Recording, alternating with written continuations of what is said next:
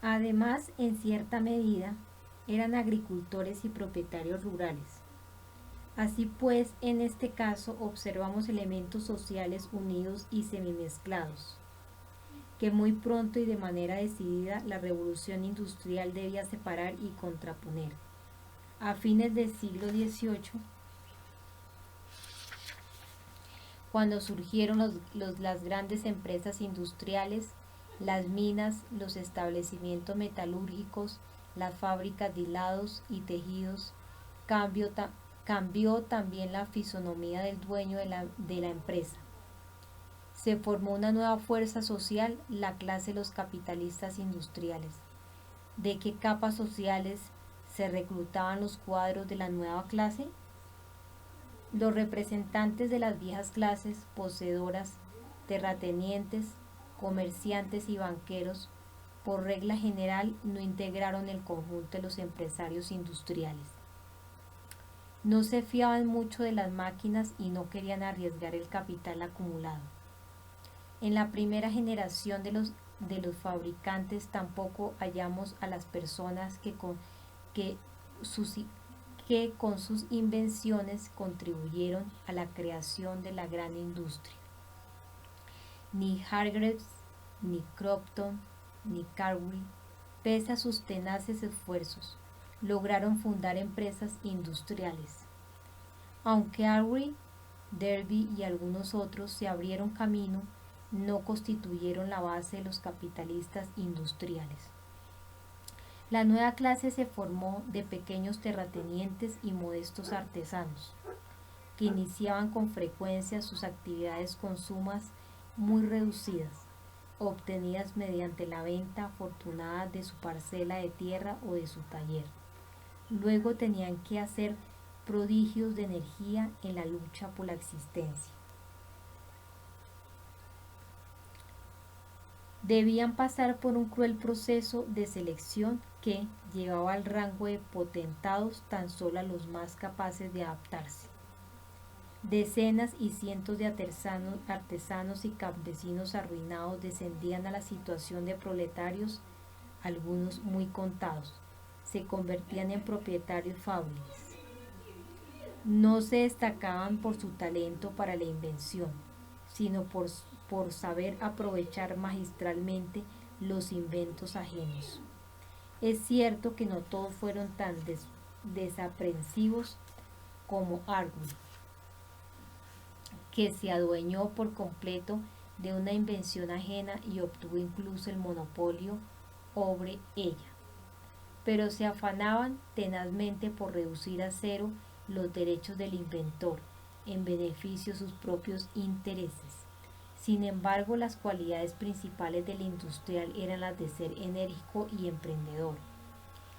Para comenzar un negocio absolutamente nuevo se precisaba, ante todo, reunir el capital necesario. Cuando se lograba resolver con éxito esta cuestión y por tanto la del equipo, surgía otra, la de la mano de obra. Era necesario buscar, reunir, instruir y obligar a trabajar en condiciones completamente nuevas a una masa de gente inhabituada al trabajo conjunto. Los obreros, acostumbrados a laborar en sus casas, aceptaban muy a disgusto el trabajo asalariado. El personal de las fábricas se compuso, al principio, de los elementos más dispares: campesinos arruinados, soldados licenciados, pobres que recibían subsidios de las parroquias. Este personal inexperto, mal preparado para el trabajo en común, debía ser convertido por los industriales en un mecanismo humano peculiar, con una marcha tan uniforme como la del mecanismo de madera o de metal. El problema de los mercados fue extraordinariamente importante y difícil de resolver. El dueño de la nueva empresa no podía obrar como los pequeños productores, es decir, dirigirse a la ciudad a vender sus artículos. El mercado local fue desde el principio muy insuficiente y el nacional no tardó en resultar estrecho. El dueño de la empresa tuvo que hacerse comerciante, maestro en la busca de nuevos, con frecuencia en el extranjero, entablar y afianzar las relaciones.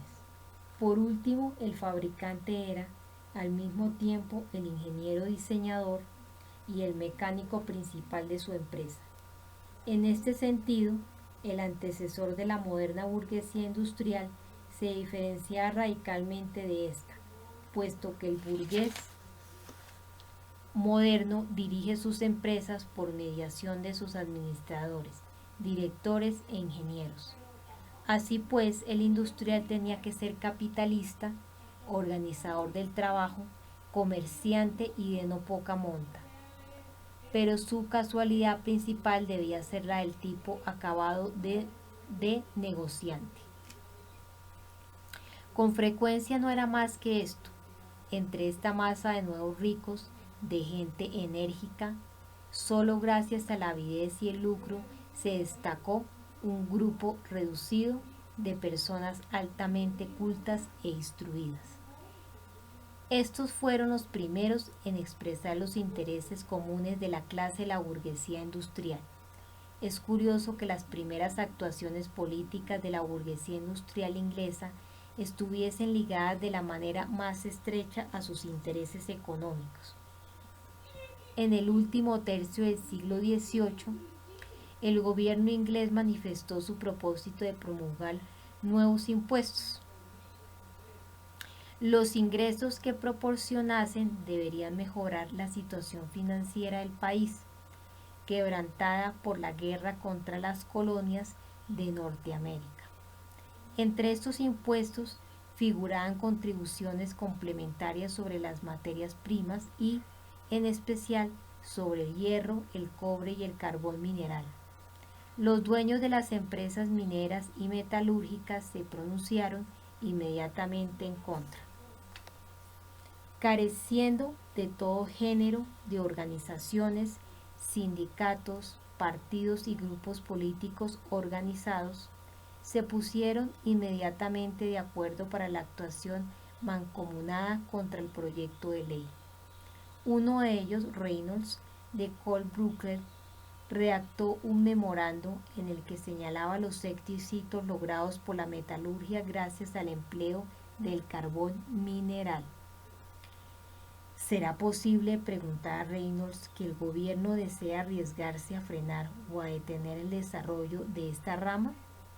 Boulton, socio de Wall, formulaba así su opinión: carguen los impuestos sobre el lujo, los vicios e, incondicionalmente, sobre la propiedad rural, sobre la riqueza adquirida y los gastos que se hacen por ella.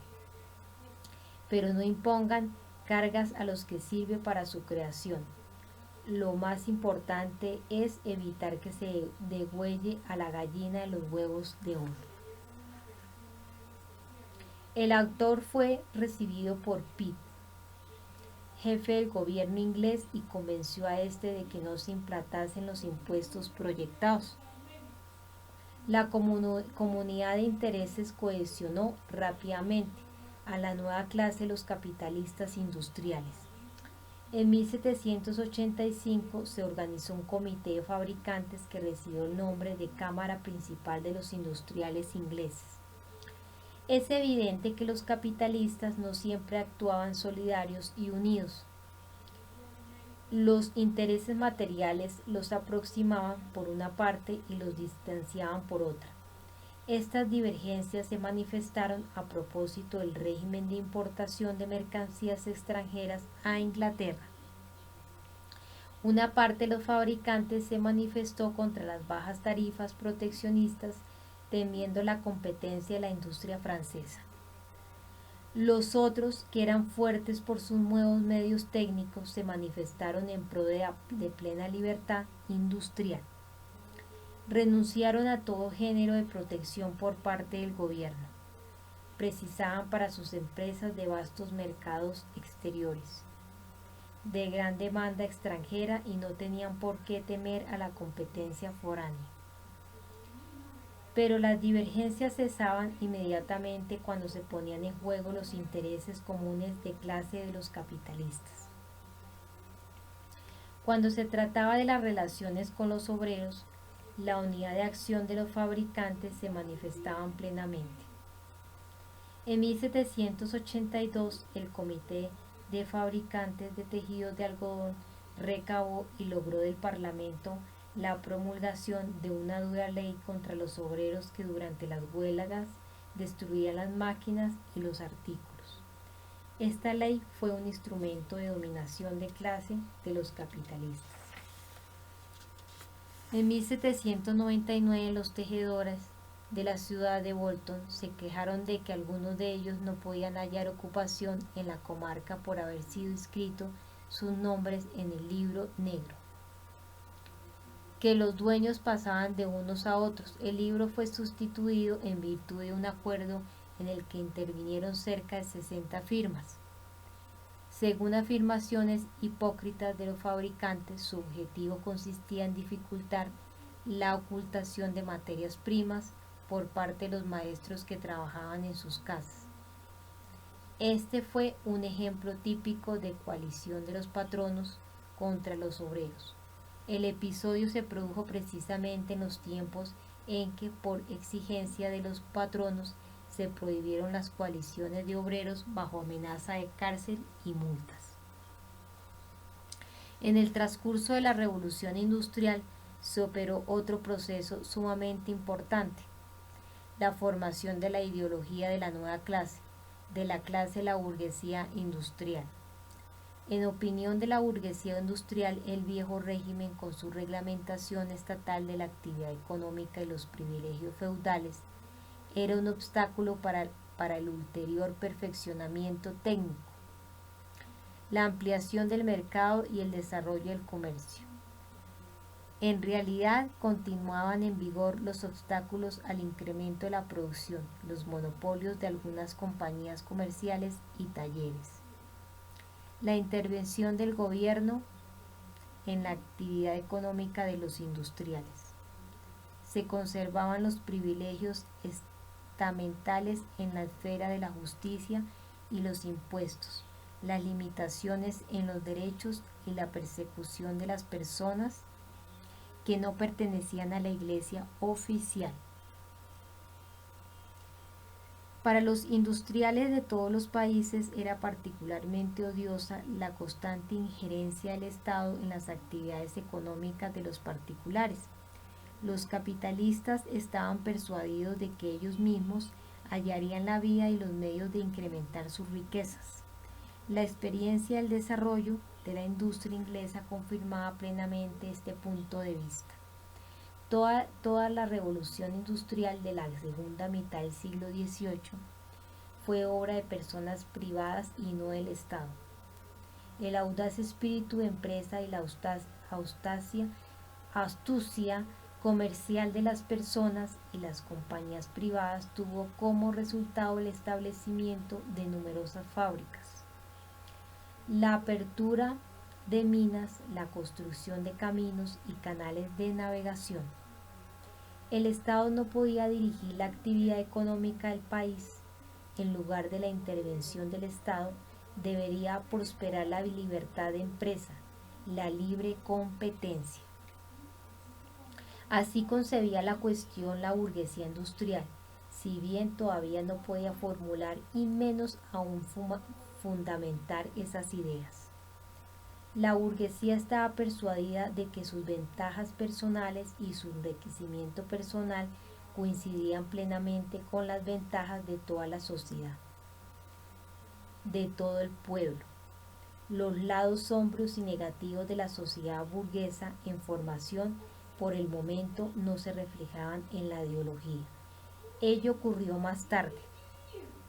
Por el momento, en el siglo XIX, la misión de la ideología burguesa consistía en comprender, asimilar, fundamentar y justificar, si ello era necesario, las nuevas relaciones económico-sociales, el nuevo modo de vida, la nueva moral. Por otro lado, la nueva ideología debería convertirse en el instrumento de lucha contra el feudalismo, o sus reminiscencias debía demostrar la necesidad de nuevas formas de estructura estatal que correspondiese a los intereses de la burguesía.